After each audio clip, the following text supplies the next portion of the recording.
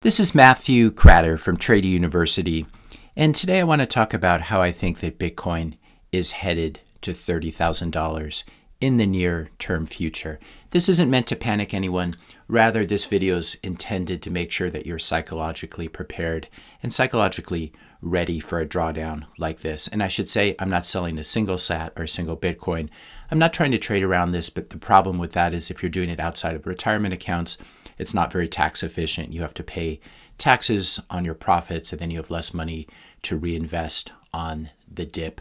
The other thing is I could obviously be wrong as well. I was also calling for $200,000 Bitcoin by the end of 2021 based on Plan B's model, and I was wrong about that. So obviously take price projections with a grain of salt, but I just want to share with you what I'm seeing, and then we can compare notes and see if you agree or disagree, and I may change my thinking as a result. So I've been talking about the global financial crisis that we're entering really since a couple months ago. This video is from March 5th, talked about the Fed continuing to blow up the markets. What I'm seeing is that even the most ultra dovish Fed governors like Brainerd are talking about shrinking the Fed's balance sheet. We got the Fed's minutes, and it confirmed that they're going to shrink it by up to $95 billion per month.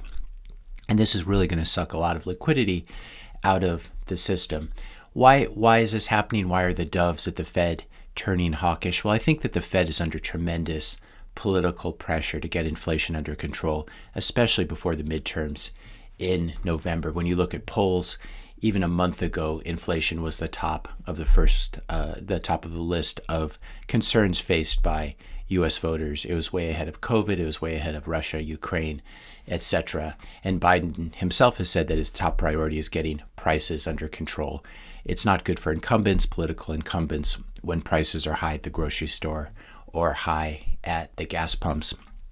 But what's really changed in the last few days is we've seen a number of editorials. This one from Bill Dudley talking about how the Fed needs to actually force the stock market down as a way of getting inflation under control. If you don't know who Bill Dudley is, he's not just any editorial writer for Bloomberg. He's now at Princeton. He also works for Bloomberg, but he was the president of the New York Fed from 2009, right at the end of the great financial crisis, to 2018. He was vice chairman of the Federal Open Market Committee, the FOMC. So he's a guy who definitely has his ear to the ground. He has all his central banker friends, and it's quite likely, in fact, that this is a trial balloon that is being sent through him to the general public and to the markets as well. So this is very different from what we've historically seen, where the Fed is trying to defend the stock market. There may have been a policy reversal there where they're actually trying to, or they're willing to let the stock market tank in the short term for the sake of political expediency and getting inflation under control before the midterms. This is combined in addition to the seasonal effects of the stock market. Normally the period from May to October, really from May through Halloween, is historically a bad time for the stock market. We've had a lot of major stock market crashes in October. We had the one in 1929 was in October. Also, the 1987 stock market crash was in October. And then September turns out is actually historically the worst month for risk assets and for stocks. There's a saying, sell in May and go away. So we're entering that seasonally bearish period that really begins as people face their tax bills in the U.S. in mid-April, and then can lead to very turbulent summers. So what I'm seeing technically, and I don't often talk about this, though I do still pay quite a bit of attention to charts, we've had a bearish crossover where the 50-day moving average crossed below. The 50-day moving average is the blue line, 200-day moving average is the red line. We got a bearish crossover, which is a bearish, it's what's called a death cross. It's a bearish sign. We had a reversal this is a chart of the QQQs, the NASDAQ 100. We had a reversal that brought stocks back up to the 200-day moving average where they were rejected quite sharply.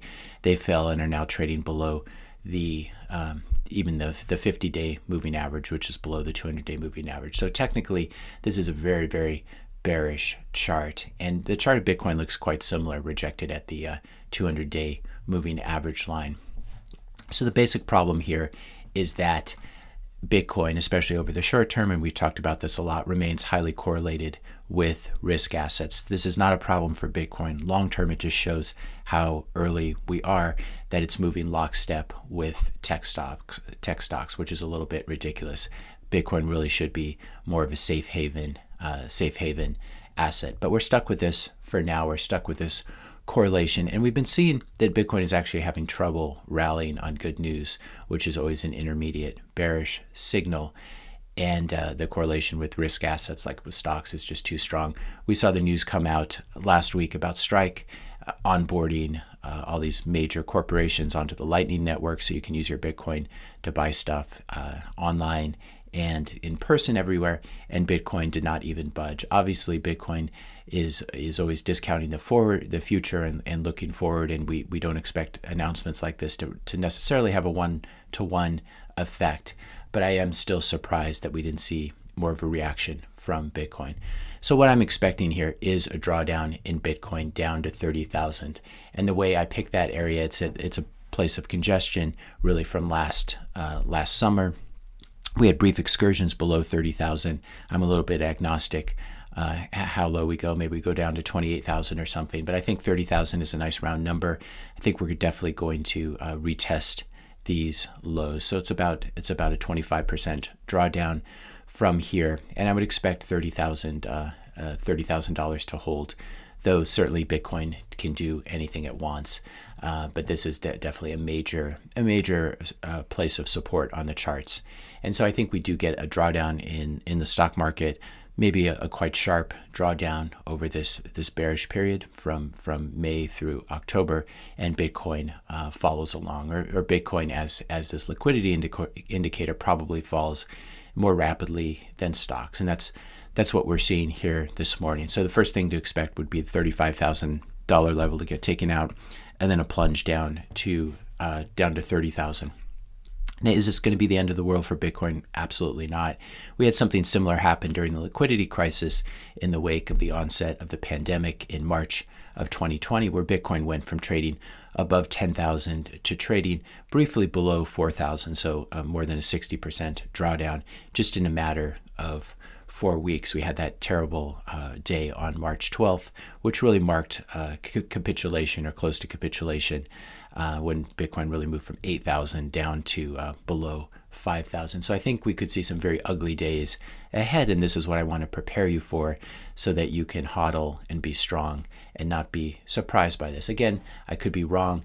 The good news is when we look at what these recoveries take place, how these recoveries look, what happened to Bitcoin in the wake of that, we had 60% drawdown, and then Bitcoin went up more than 10x from there. Of course, we did have the halving and those dynamics, and so the recovery might not be quite as fast because we're not at that point in the cycle, if in fact halvings actually matter, because there's so few Bitcoin being mined now that the halvings perhaps will have less of an effect. This is, of course, part of the debate.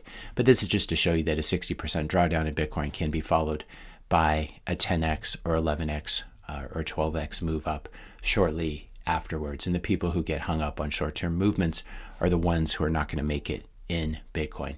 The reason there's going to be a bottom here in risk assets and in Bitcoin by extension is that as asset prices fall, and we've talked about this a lot, a major source of tax revenues dries up, which is the capital gains, the profits that you have to pay taxes on, the profits on stocks and houses.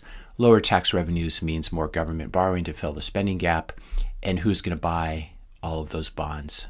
When you do government borrowing, you issue more bonds. Who's going to buy all those bonds if not the Fed? So we're going to have the situation where yields will keep spiking.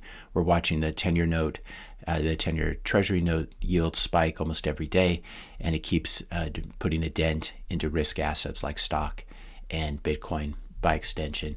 And yields will continue to spike until we find another buyer for these treasuries. As we pointed out many times, the U.S. brings in about $4 trillion in tax revenues and has been spending $6.5 trillion. This is with tax revenues at a cyclical peak probably, and with the stock market falling, these tax revenues, as we said, are going to be much, much lower. So this is the pattern that the Fed always does, unfortunately, and we're subject to this as long as we have our central banker overlords. The Fed blows up the markets by tightening too much, and then the Fed turns the money printers back on. And in many ways, the Fed, it's like a gang that beats you up in the alley. in the dark and then comes back and immediately applies emergency medical care to your wounds. It doesn't make any sense. It's a psychologically abusive institution, and it's an institution that's destroying the currency and destroying the economy. Bitcoin remains the only way to break the stranglehold of this violent money cartel that's been involved in financing all the wars that we fought, that contributes to wealth inequality, and it contributes to all of this economic volatility. So I, for one, am looking forward to, hopefully, and I'm actually hoping for this crash. I would love to be able to pick up a reasonable chunk of Bitcoin under $30,000 or right at $30,000. I still have those limit orders in going down every $5,000, $35,000, $30,000, $25,000, $20,000. But I'm thinking that around $30,000 would be the point to really back up the truck. And I'd be very surprised if we do get down to $20,000, though of course anything is possible. So let me know your thoughts on this in the comment section below. Hit that subscribe and like button if you found this video helpful. Hit that notification bell if you want to be notified when I publish my next video. Thanks a lot for watching, and I'll see you in the next video.